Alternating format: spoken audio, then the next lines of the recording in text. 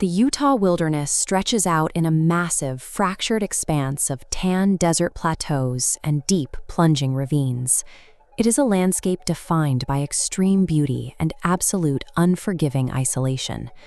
For an experienced, athletic mountaineer like Aron Ralston, this terrain is a canvas for absolute freedom.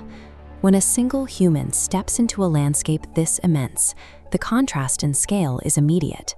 He enters this environment with specialized tools, durable ropes, locking carabiners, and a fitted harness. This equipment is designed to engineer safety out of sheer vertical drops. Having the right gear, combined with advanced technical mastery, provides a deep sense of security. It creates a psychological shield against danger, making the random, lethal physics of the Earth feel entirely manageable.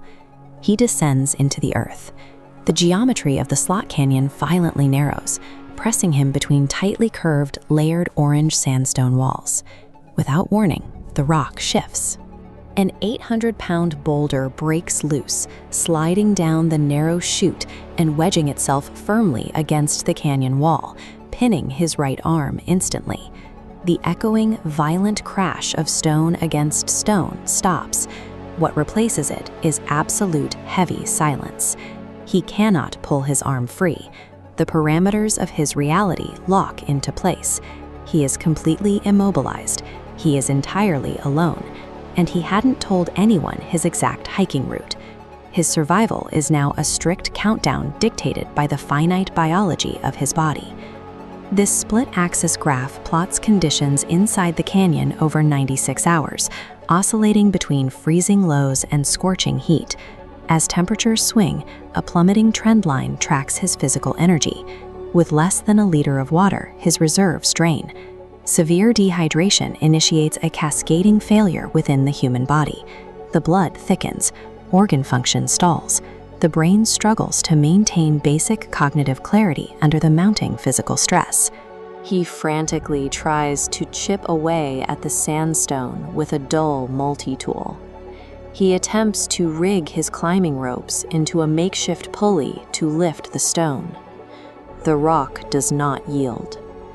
The tight canyon geometry acts as a perfectly designed trap to neutralize all physical leverage. Brute strength is useless here, leaving psychological endurance as his only remaining tool. Exhaustion mounts.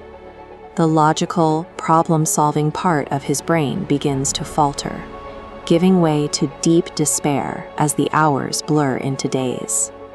His entire perspective is forced upward, confined to the vertical walls holding him in place. He can only stare at a distant sliver of daylight slipping past the rim far above.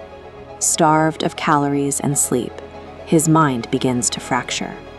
He experiences vivid hallucinations, projecting clear, detailed memories of his friends and family into the empty space of the canyon. These visions trigger an intense wave of emotional grief over the life he is losing. Yet they serve a vital biological purpose. They act as an anchor, keeping his fraying consciousness tethered to reality. He eventually realizes no rescue team is coming. To survive, he has to completely abandon the comfort of waiting for external help and accept total, absolute self-reliance. Dawn breaks on the 6th day. The delirium clears, replaced by a sudden, crystalline mental focus. This neural network visualizes a core instinct. The pulsing red signal represents the brain blocking pathways to protect against extreme physical pain. Watch the network shift as a higher-order command overrides it. He accepts the mathematical certainty. Leaving the canyon requires severing his pinned arm. Fueled by a massive surge of adrenaline, he executes the decision.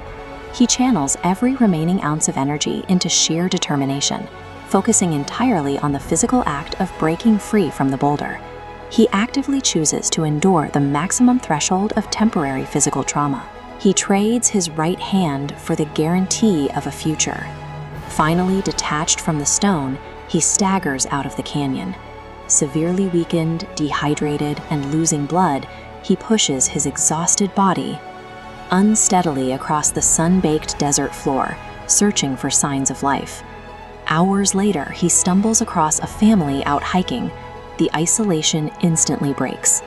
Emergency helicopters are deployed, and the overwhelming emotional weight of rescue finally washes over him. Aron Ralston continues to climb today, his prosthetic arm serving as a physical testament to his will to live. When stripped of all tools, water, and external help, the human mind possesses an extraordinary capacity to endure. The innate will to live pushes past the physical limits of the body.